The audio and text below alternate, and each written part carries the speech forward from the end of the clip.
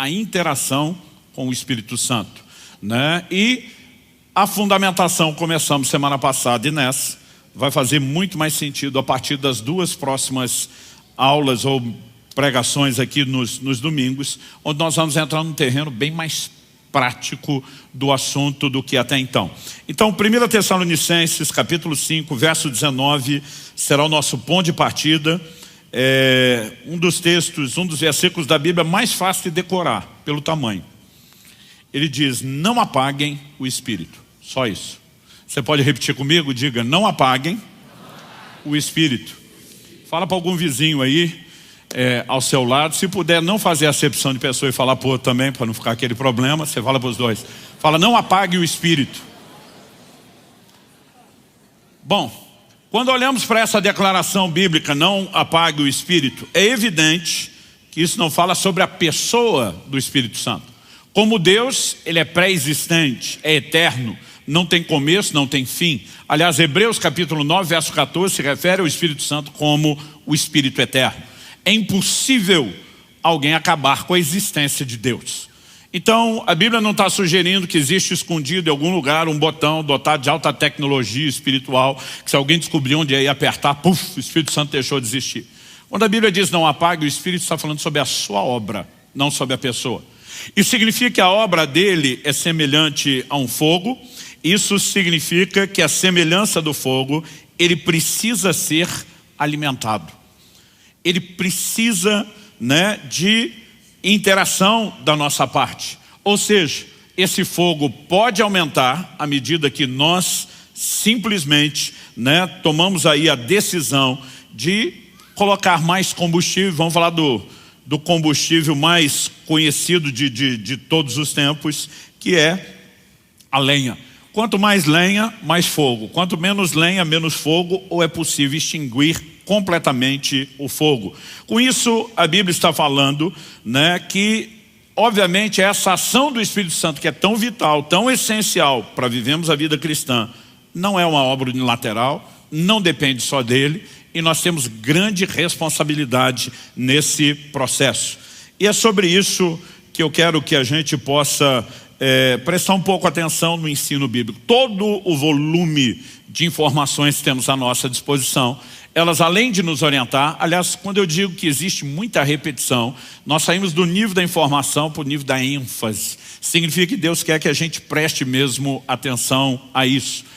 Quando a gente lê que o Espírito Santo nos ajuda, na Almeida Revista Atualizada, essa palavra foi traduzida como assiste, né? Fala de uma assistência. E eu acho que ela define até um pouquinho melhor a ideia de ajuda. Porque quando a gente usa a expressão ajuda no português, nós podemos falar de dois aspectos distintos. Um deles é substituição. Então vamos dizer, né, que eu esteja atarefado, muita coisa a fazer, e eu peça a ajuda de alguém. Pastor Padilha, me ajuda a mover esse púlpito? Esse ajuda pode ser a gente fazer junto, ou porque eu estou atarefado, pode ser ele fazer em meu lugar. Seria uma terceirização, a substituição. Mas a natureza da palavra ajuda, e por isso eu gosto um pouquinho mais da expressão assiste, porque assistência é mais uma participação, ela pode ser feita de outra forma. Vamos supor que isso fosse pesado, o que não é o caso, mas que hipoteticamente fosse, e que eu não desse conta de movê-lo sozinho. E eu pedisse a ajuda do Padilha. O meu pedido de ajuda seria ele pegar uma ponta do peso e eu pegar a outra ponta do peso. Aliás, essa é a natureza da palavra empregada pelo apóstolo Paulo no original grego, koineu, grego antigo, de acordo com os léxicos. A palavra que aparece no original é um palavrão, no sentido de ser grande. Sunantilambanomai. Ele é a composição de três palavras, sun, anti e lambano. O mai é a conjugação da terceira pessoa no verbo depoente. Não faço ideia do que eu estou falando, mas decorei isso para impressionar vocês. E eu estava indo bem, porque alguns estavam olhando com a cara de uau. Só que eu não lembrei o resto do que eu decorei só metade. O mai tem a ver com a conjugação sum, anti e lambano. São três palavras que significam pegar firme, contra alguma coisa, juntamente com alguém. A palavra anti é mais fácil da gente reconhecer, porque o uso dela é muito frequente nas línguas latinas, significa contra, né? Lambano, pegar, e o sum, junto com alguém. Então, essa palavra significa pegar a outra ponta do peso. E ela passou a ser usada no sentido de trabalho conjunto, né? Tanto que assim, talvez a definição mais rápida, sem explicar todo o processo, seja trabalho conjunto. Quando a Bíblia fala do Espírito Santo nos ajudando, significa que nós não podemos nada sem Ele, nós não podemos nada sem a ajuda dEle. Aliás, já falamos na semana passada que em João 15:5 Jesus disse: sem mim nada podeis fazer. Logo nós temos uma responsabilidade. Agora, eu e você precisamos entender o seguinte: se o Espírito Santo fizesse tudo sozinho, não precisaria nos ser mandado andar nele, caminhar nele. Mas só nos foi mandado porque nós temos responsabilidade. A palavra traduzida guiado, um dos seus sentidos e possibilidade de tradução é ser tomado pela mão e ser conduzido até o destino final. Esse vai ser o assunto das nossas conversas nos próximos domingos. Mas quando a Bíblia diz que o Espírito guia, é importante entender que a Bíblia não diz que ele arrasta. Dá para entender a diferença? Então, ele não força, ele não te obriga. E eu quero que a gente possa olhar isso não só na perspectiva da vida cristã. Eu quero que a gente possa, né, quando eu falo da vida cristã, no sentido de salvação, de santificação, de desenvolvimento daquilo que é pessoal. Quando falamos tanto da obra do Espírito Santo em nós, no sentido de experiências, como falamos da maneira como Ele deseja nos usar, a operação dos dons, a unção, aquilo que diz respeito ao serviço e vai tocar a vida de outros, que eu quero chamar e classificar em segundo lugar agora de o mover do Espírito Santo. Isso também tem a natureza de interação. Logo no capítulo 3, Ezequiel tem uma visão da glória de Deus se retirando do templo. De Deus dizendo: por causa dos pecados de vocês, eu estou fora, não brinco mais, estou abandonando vocês. São palavras duras de juízo. Mas lá no final do livro, começa todo um tom e uma conversa sobre restauração. O Senhor diz: a casa de Israel está dizendo: acabou-se a nossa esperança. E Deus está dizendo: eu vou restaurar vocês. É nesse tom de restauração, que está visando o período do pós-cativeiro, que nós temos a visão do capítulo 47. Ezequiel é conduzido por Deus a entender todo um mapa de um templo, da reconstrução do prédio, do santuário, que no início do cativeiro tinha sido derrubado, mas há uma mescla entre toda a orientação que é natural e princípios são espirituais e futuros no meio disso tudo. Aí a visão do capítulo 47 é a seguinte, de 1 a 5. Depois disso o homem me fez voltar à entrada do templo. E eis que a água saía de debaixo do limiar do templo e corria na direção do leste. Porque a fachada do templo dava para o leste. A água vinha de debaixo do lado direito do templo, do lado sul do altar. Ele me fez sair pelo portão do norte para dar uma volta por fora até o portão exterior que dá para o leste. E eis que a água borbulhava do lado direito. O homem saiu para o leste tendo na mão um cordel de medir. Mediu 500 metros e me fez passar pela água que me dava pelos tornozelos. Agora há uma progressão. Mediu mais 500 metros e me fez passar pela água que me dava pelos joelhos. Mediu mais 500 metros e me fez passar pela água que agora me dava pela cintura. Mediu ainda outros 500 metros e já era um rio que eu não podia atravessar, porque as águas tinham crescido. Eram águas em que se podia nadar, um rio pelo qual não se podia passar andando. Eu quero tomar essa visão, mas eu quero que a gente foque a informação que vem na sequência. Por quê? Que rio é esse? Dos versos 6 a 12, nós percebemos que o rio faz coisas que só Deus pode fazer. Naturalmente nenhum rio faria. Então vamos ler dos 6 em diante. Então ele me perguntou: você viu isso, filho do homem?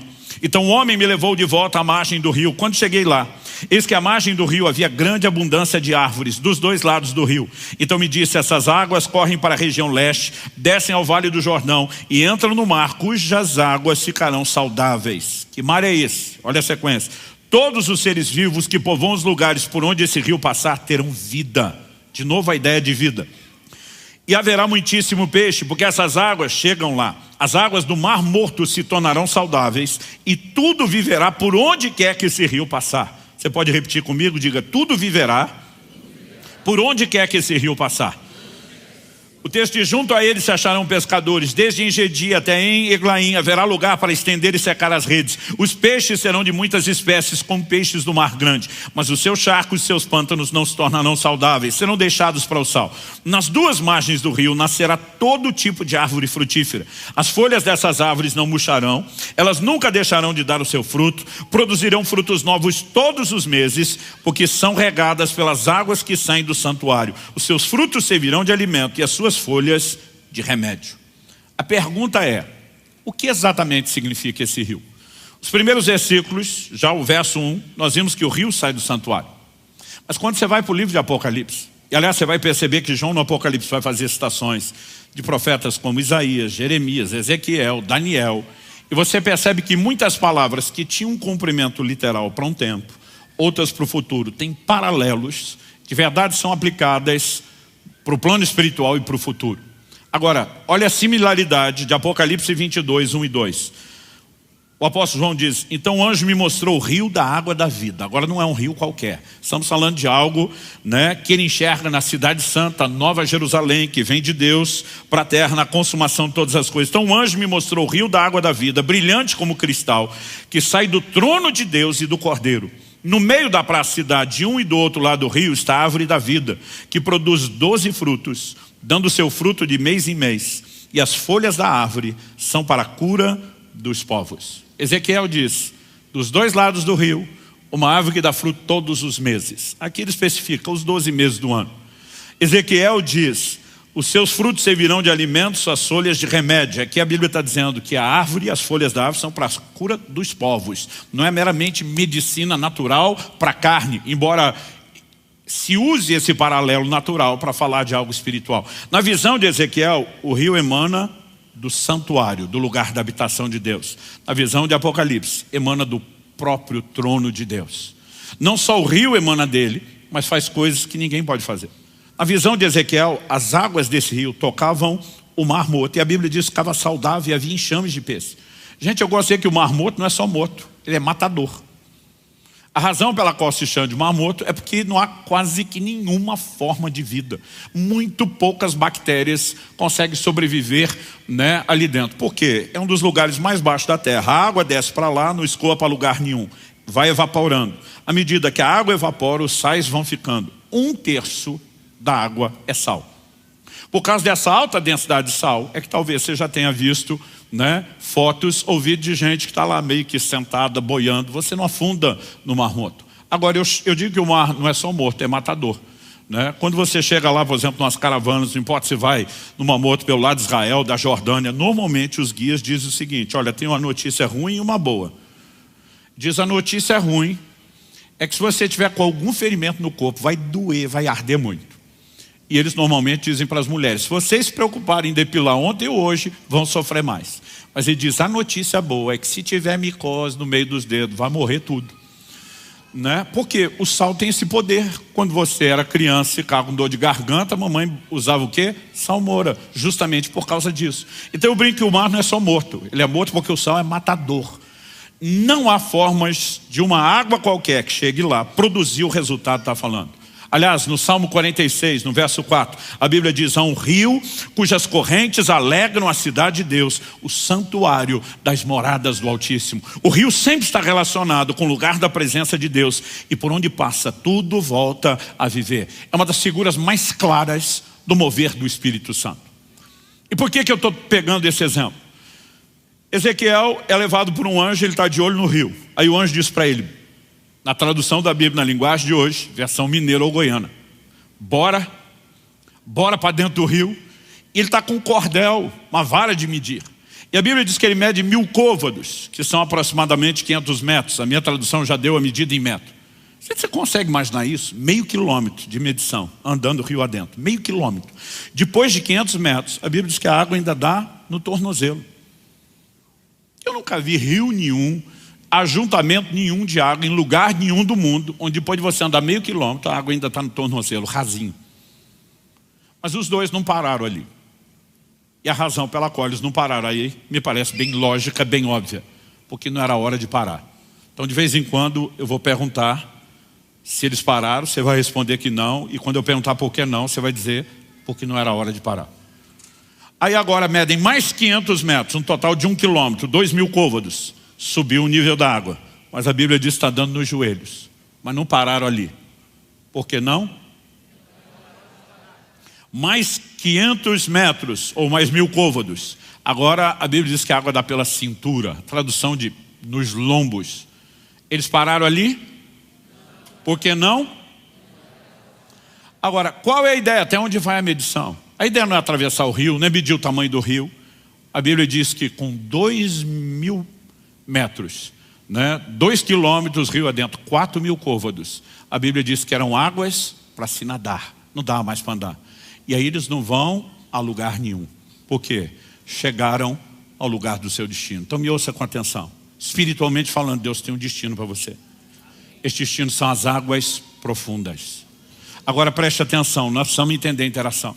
Porque tem crente que passa a vida inteira à margem do rio, olhando para o rio, ele não vai a lugar nenhum. E ele fica esperando o dia que vai dar uma enchente espiritual e o rio vai invadir a vida dele. Deixa eu te dizer uma coisa, não é o rio que invade a sua vida. É você que tem que entrar no rio. E tem gente que fica a vida inteira esperando o rio fazer o que ele tinha que fazer. E essa rendição é progressiva. Quanto mais você entra, mais água tem. Quem está entendendo? Agora, água no tornozelo já é alguma coisa, mas não é o que Deus tem. Quando meus filhos eram pequenos, especialmente quando a gente ia para a praia, eles assustados com o mar, o barulho, as ondas, normalmente eles ficavam onde a onda estourava, a água molhava o pé, e eles se divertiam ali, um chutava água no outro. Mas eu sabia, à medida que crescer, eles vão querer entrar um pouquinho mais. E sabe, o rio fala de uma progressão. Daqui a pouco tem mais água, água no joelho. Daqui a pouco tem mais água, água na cintura. Mas daqui a pouco são as águas profundas. Agora preste atenção, nós precisamos mudar um conceito errado que nós temos. Efésios 5,18 diz: não vos embriagueis com vinho, no qual há dissolução, mas enchei-vos do Espírito. Aliás, semana passada a gente apontou que esse enchei-vos é ato contínuo. O verbo, a conjugação do verbo está em ato contínuo. Se a gente fosse traduzir isso literalmente ao pé da letra, era encha-se, continue a se encher e nunca pare de se encher. Mas a ideia de ser cheio do Espírito Santo era confusa na cabeça da maioria dos crentes. Porque a gente imagina que ser cheio do Espírito Santo é ter mais dele. E essa é a ideia que muitos levam para o rio. Não, teve uma época da minha vida que eu só tinha água no tornozelo. Depois, quase tipo o carro, vamos encher o tanque. Não, agora eu já estava um pouquinho mais, estava com água no joelho. Não, agora já estava com água na cintura. E tem crente que imagina, eu não vejo a hora de chegar, a hora que der a tampa, a medida cheia. Mas nós temos um problema com isso. Porque João 3,34 diz que Deus não dá o Espírito Santo por medida. Ou seja, Deus não vai dando um pouquinho mais do Espírito Santo, um pouquinho mais, até dizer, agora terminei meu parcelamento, finalmente você tem tudo. Ele não dá o Espírito por medida, até porque o Espírito não é divisível. Então ser cheio do Espírito Santo não significa eu ter mais do Espírito. A ideia de ser cheio, essa caneca que eu estou usando com água não está totalmente cheia. Mas a ideia de ser cheio significa que a hora que aquilo chegar à borda, ou até mesmo transbordar, todo o espaço foi inteiramente tomado. Só que a gente pensa que para ser tomado tem que ter mais. E aí nós invertemos as coisas. O conceito bíblico de ser cheio do Espírito Santo não é você ter mais dele, é ele ter mais de você. Porque isso tem a ver com rendição no processo de interação. Então quando eu decido entrar no rio, se eu ficar parado na margem, eu não tenho nada do rio. Quanto mais eu entro, não apenas eu tenho mais do rio, o rio tem mais de mim. Porque isso é entrega progressiva. Não importa se você está com água no tornozelo, se você está com água no joelho, se você está com água no lombo. Enquanto dá pé, você está no controle. Você está pisando, você diz, eu vou para cá, eu vou para lá. Só que a Bíblia diz, quando chegou águas profundas, não dá mais para caminhar. Porque a hora que o pezinho sumir, que não der mais pé, que você não toca no chão, não é mais você que se governa. O rio assume o controle, é ele que te carrega. Então há um momento onde o rio terá tudo de você. Mas se nós entendemos a dinâmica de interação e da entrega, nós não vamos a lugar nenhum. Agora a gente vai falar sobre o mover, experiências, a unção do Espírito, a operação dos dons. Tudo está relacionado com a ideia e o conceito de interação. Atos capítulo 2, versículo 4. No dia de Pentecostes, quando a promessa de Deus, feita por meio de Joel, reforçada por meio de Jesus, se cumpre. O que aconteceu? Atos 2,4 diz assim, todos ficaram cheios do Espírito Santo e passaram a falar em outras línguas, segundo o Espírito lhes concedia que falasse. Falar em línguas, que eu creio ser uma evidência física inicial do batismo no Espírito Santo, foi experimentada. Agora, eu não sei o que você pensa. Quando me começaram a pregar sobre isso, eu olhava para isso com certo medo, com uma reserva, mas eu achava que o Espírito Santo ia entrar em mim, que ele ia pegar minha boca, que ele é que falaria, depois ia ficar me perguntando o que é que aconteceu. Mas não é assim que funciona. Se você olhar quem falou em línguas, a Bíblia diz que as pessoas que foram cheias do Espírito, elas passaram a falar em línguas. Quem fala em línguas somos nós. O que nós falamos, aí sim, a Bíblia diz, segundo o Espírito lhes concedia que falassem.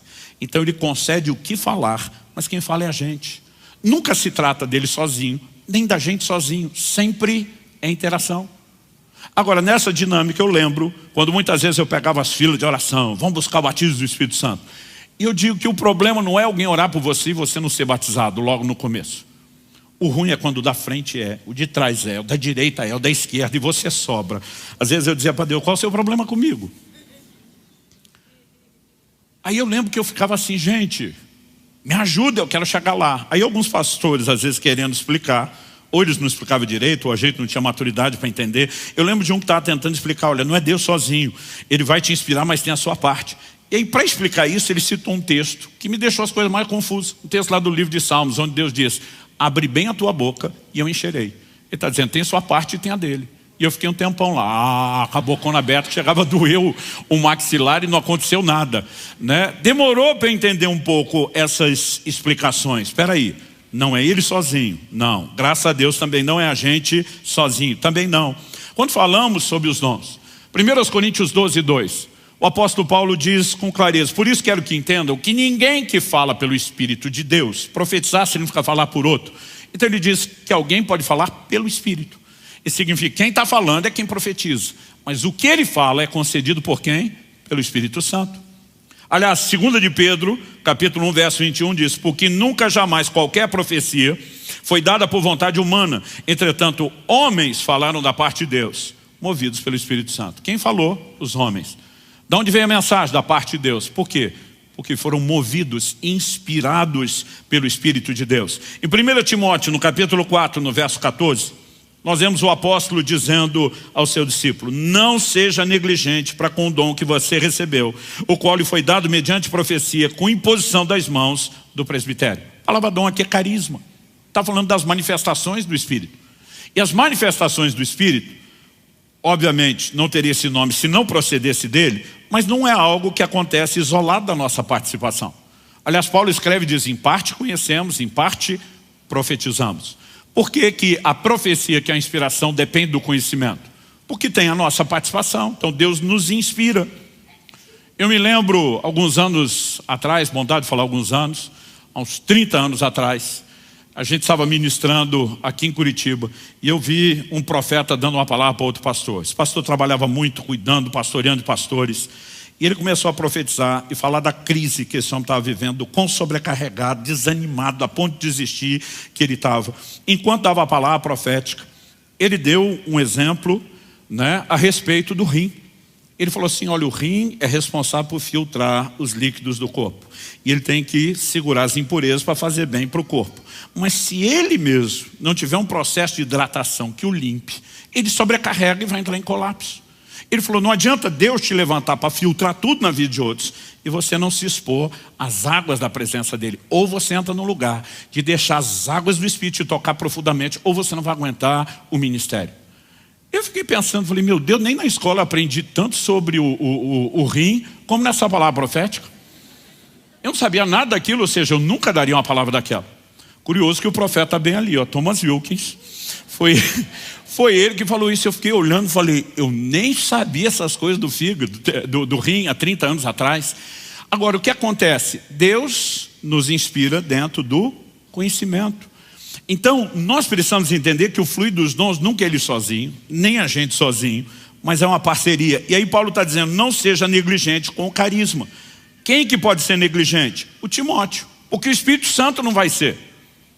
Mas nós que interagimos com ele, podemos ser negligentes. E se somos, estamos atrapalhando a obra dele. Quem está entendendo? Segunda carta de Paulo a Timóteo, capítulo 1, versos 6 e 7. Por essa razão, venho lembrar-lhe que reavive o dom de Deus que é em você, pela imposição das minhas mãos. Agora, Paulo está parecendo falar de outro dom, diferente daquele que foi imposição de mãos e todo o presbitério com profecia. Diz, esse aqui fui eu mesmo que te transferi. Essa palavra traduzida reavive, em outras traduções está desperte. A palavra no original ela dá a ideia de uma brasa que está apagando e alguém sopra ou abana e ela reacende. Agora, Paulo não está dizendo para o Timóteo, dobra o joelho e ora, pede, implora para o Espírito Santo reavivar o dom. Ele diz que quem vai reavivar ou despertar o dom é você. Por que ele está mandando Timóteo despertar o dom? Porque quem botou o dom para dormir foi Timóteo. Isso me faz lembrar uma história que eu vi anos atrás. Que o pregador estava no meio do sermão e percebeu que o marido, na primeira fila, dormiu, a ponto de deitar a cabeça no ombro da mulher e roncar.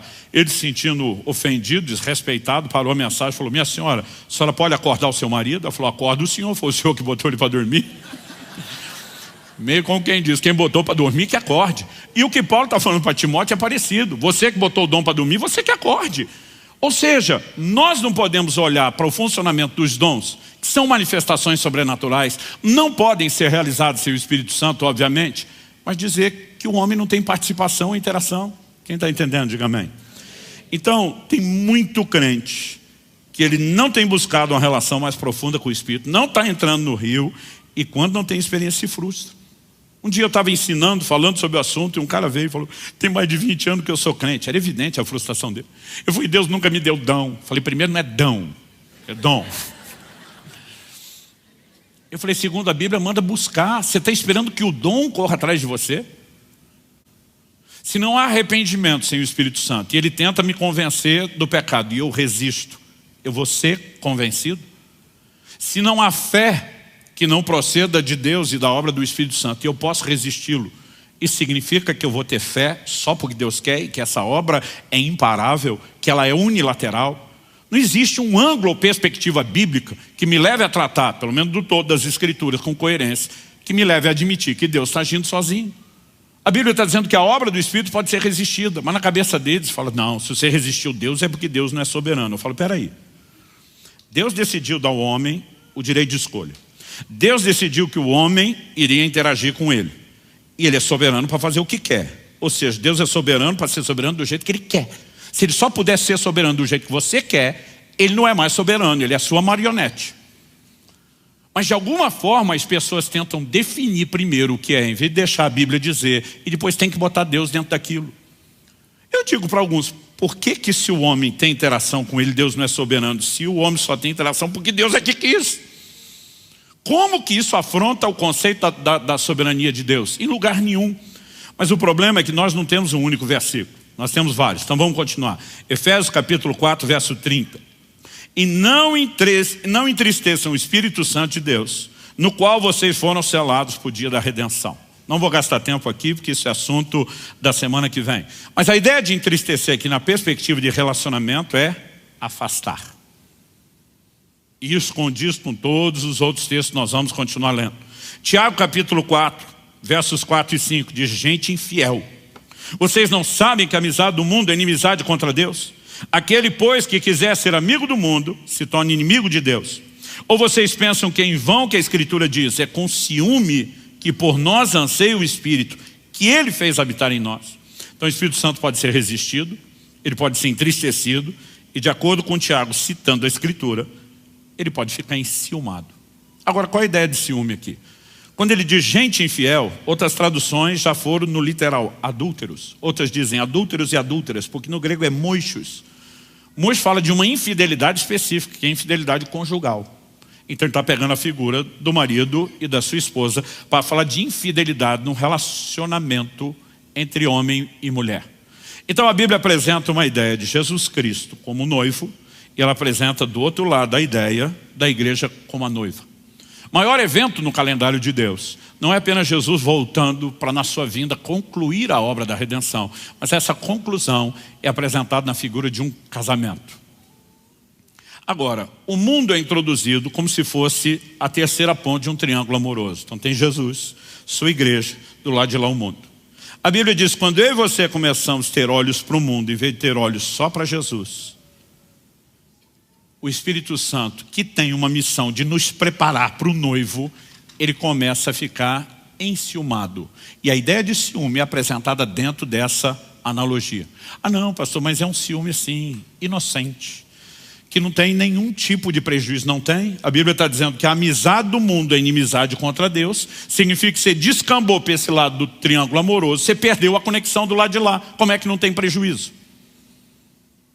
Não há outra forma de você entender o que Tiago está falando, a não ser de algo que você compromete sua relação com Deus, afasta o Espírito Santo que te ajudaria nesse processo e pode complicar as coisas a ponto de desligar-se completamente de Deus.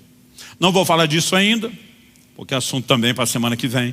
Mas Jesus diz, a blasfêmia contra o Filho do Homem será perdoada. Qualquer um que blasfemar contra o Filho do Homem tem perdão, mas se blasfemar contra o Espírito Santo, não. Por que isso se torna tão sério? Porque o Espírito Santo é melindroso? Ou porque ele é alguém que se ofende e não perdoa ninguém? Não. Nós precisamos entender, quando alguém fala contra Jesus, ele tem o Espírito Santo para levá-lo ao arrependimento. Mas quando ele se desconecta do próprio Espírito Santo, como é que haverá restauração? As coisas podem escalar a esse nível de não haver perdão, e não é o único texto que fala disso. Hebreus capítulo 10, versos 26 a 29. Porque se continuarmos a pecar de propósito, outra versão diz deliberadamente, depois de termos recebido o conhecimento da verdade, já não resta sacrifício pelos pecados. O que significa isso? A chance de perdão foi embora. Pelo contrário, resta apenas uma terrível expectativa de juízo e fogo vingador prestes a consumir os adversários. Porque alguém pode deixar de ser, alguém conheceu a Deus e entrar na classificação de adversário, de inimigo. Já chegamos lá, guarde essa ideia. Aí ele fala no verso 28, quem tiver rejeitado a lei de Moisés morre sem misericórdia pelo depoimento de 2 ou 3 testemunhas. Imaginem quanto mais severo deve ser o castigo daquele que pisou o Filho de Deus, profanou o sangue da aliança com o qual foi santificado e insultou o Espírito da graça. Outra tradução diz, ultrajou o Espírito da graça. Eu fico pasmo quando algumas pessoas tentam dizer que esse nível de distanciamento é para quem nunca foi salvo. Eu falo, pera, pecar de propósito não é algo que o ímpio que nunca foi salvo vive fazendo? Aí ele vai dizer que agora o cara decidiu pecar de propósito como ele fez a vida inteira e não tem mais perdão? Então não tinha perdão para ninguém, não tinha salvação para ninguém. O verso 29 diz que ele profanou o sangue da aliança com o qual foi santificado. Como é que alguém pode ser santificado pelo sangue, mas não teve uma experiência com Jesus? O texto está falando de gente que teve o conhecimento da verdade, teve uma experiência, mas em algum momento começa a se afastar de tal maneira que ele se desconecta plenamente. E como a história termina, o texto diz, insultou o Espírito da graça. Essa palavra traduzida insultou é muito parecida com a da blasfemou.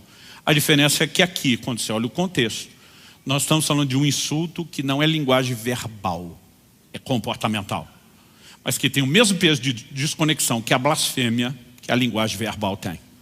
Ou seja, não dá para dizer que não há ações limitadoras ao Espírito Santo. E para terminar, vamos voltar no texto inicial, que diz que o Espírito Santo pode ser apagado. Não apagueis o Espírito. Aqui nós temos estágios distintos. Pouca lenha, pouco fogo. Muita lenha, muito fogo. Eu posso ter tido um fogo alto e posso, de alguma forma, permitir que ele diminui, mas não significa que ele se extinguiu. Ou seja, existe um apagamento, uma diminuição, que a gente pode chamar de parcial, até uma que a gente pode classificar como completa. Deus está olhando e diz, o homem é carnal, ele escolhe andar na carne. Meu espírito não vai agir para sempre. Eu fico quase um milênio tentando, chamando, e eles escolhendo andar na carne. Deus diz, ainda vão ter oportunidade, mas estou diminuindo a janela de tempo de oportunidade. E aqui Deus está baixando o tempo de vida. Noé tem os seus filhos no ano 500 da sua vida. Deus fala com ele depois. O dilúvio é no ano 600. Não levou 100 anos para construir a arca. Quando Deus diz, os dias do homem serão 120, ele está falando da duração da vida. A partir dessa declaração de Deus, o tempo de vida do ser humano vai despencar. Moisés, que registrou isso, viveu a medida cheia dos 120. Mas você vê que despencou, porque Deus diz, eu não vou desperdiçar a obra do meu Espírito com vocês rejeitando ele o tempo todo. Então, evidentemente, que quanto mais a pessoa resiste e rejeita, mais ele se afasta. Não só a janela de tempo, mas as oportunidades vão diminuindo. Quem está entendendo? Agora, isso estamos falando de um apagamento parcial, que pode ser progressivo. Mas, pastor, a coisa pode chegar no final, sim. Isaías 63:10 diz, mas eles foram rebeldes e contristaram. Contristar significa entristecer, magoar, ferir. E contristaram o seu Espírito Santo. Por isso ele se tornou inimigo deles. E ele mesmo lutou contra eles. Uma coisa é entristecê-lo ocasionalmente. Outra é entristecê-lo com uma certa regularidade. A outra é entristecê-lo de uma forma bem recorrente. E alguns podem entrar no nível de entristecê-lo permanentemente. Quando você lê o Espírito de Deus se afastando de Saul, que já tinha profetizado, tinha sido cheio, e agora passando a resistir Saul, você entende um pouco o que é o desenho. Aliás, ele sendo não só o Espírito se afastando, mas ele agora sendo entregue a espíritos malignos que o oprimiam. Você começa a entender o que é o desenho de um adversário, de um amigo, de um inimigo que passará a ser resistido. Então, se nós não entendemos o que a Bíblia fala sobre o assunto, a pergunta a ser feita é: nós vamos conseguir não só compreender a informação e a doutrina, mas viver dentro do lugar correto? Porque as aplicações de inimizade do Novo Testamento, como nós lemos no livro de Tiago, são semelhantes às aplicações de inimizade feitas no Antigo Testamento. E nós precisamos entender a responsabilidade que temos. Então, eu encerro aqui questionando: será que entendemos o quão essencial é o ministério do Espírito Santo, que falamos na semana passada? Será que entendemos o quão vital é isso? Que não existe vida, muito menos uma vida profunda, se não houver uma exposição forte à obra do Espírito Santo. Mas se eu e você achamos que ser cheio do Espírito Santo é até mais dele, que isso depende dele e não da gente, nós não vamos a lugar nenhum. Eu creio que nós estamos vivendo um momento onde Deus não quer só ajustar a compreensão, o ensino, a instrução. Ele está nos chamando para dentro do rio. Ele não quer que a gente pare quando a água está no tornozelo. Ninguém parou lá. Por que não? Não, vamos lá. Vocês podem fazer melhor que isso. Por que não pararam lá? Eles também não pararam quando a água estava no joelho. Já era mais água do que antes. Por que não? Não pararam quando a água estava na cintura, ainda que fosse mais água do que no joelho, mais água do que no tornozelo. Por que não? Qual é a hora de parar? Quando eu e você chegamos nas águas profundas. Quando nós estivermos totalmente entregues, rendidos a Ele. Existe algo nessa vida no Espírito que não é só unção e dons. É a submissão dia a dia. É a liderança do Espírito Santo. E nós vamos falar mais sobre isso semana que vem. Eu quero que a gente encerre aqui se questionando. Será que entendemos não só o quão essencial é o ministério do Espírito Santo, o quão vital, mas, pergunto, será que eu e você já compreendemos a responsabilidade que temos de interagir com Ele para que esse processo seja efetivo? E se eu e você não assumimos essa responsabilidade, nós não vamos longe. Mas se assumimos, fizemos a nossa parte, não há chance de você não ver Ele fazer a parte dele. Feche seus olhos por um instante. Pai, nós temos clamado ao Senhor nesses dias, que o Senhor nos permita mais do que instrução, mais do que informação, mais do que alinhamento doutrinário. Nós temos orado e clamado ao Senhor que a Tua palavra seja vivificada em cada um de nós, que haja entendimento espiritual, que haja despertamento e que possamos, ó Deus, de fato entrar num lugar de resposta. Portanto, nós suplicamos mais uma vez em nome do Senhor Jesus. Ilumina os olhos do nosso entendimento. Leva-nos além daquele nível de compreensão meramente humana e racional. Que a Tua palavra provoque em nós resposta. Não apenas a fé que necessitamos para dar os primeiros passos, mas que ela acenda dentro de cada um de nós uma determinação de corresponder com o Teu Espírito, de interagir da forma devida. Porque nós não queremos viver às margens, do lado de fora do rio, e nem tampouco no lugar de águas rasas. Pai, nós oramos por dias onde possamos entrar nas águas profundas. Não apenas ter mais do Teu Espírito, mas entendendo a Tua palavra, que o Teu Espírito tenha mais de nós, que haja mais entrega, que haja mais rendição, que haja mais interação, para que possamos viver a medida cheia e o propósito completo daquilo que o Senhor tem planejado para cada um de nós. Oramos por dias onde o Teu Espírito sopre com força e com intensidade sobre nossas vidas. Oramos por dias de experiências novas e maiores. Oramos por dias, ó Deus, de uma nova percepção de relacionamento, tanto no entendimento da Tua palavra, como na resposta prática. E que em tudo isso, o Senhor não apenas seja exaltado e glorificado, mas que nós possamos ser conduzidos a viver o Teu propósito de forma plena, de forma completa. Nós oramos em nome de Jesus e para a glória do Teu nome mesmo. Se você crê e concorda, diga amém. Se você recebe essa palavra, diga eu recebo em nome de Jesus.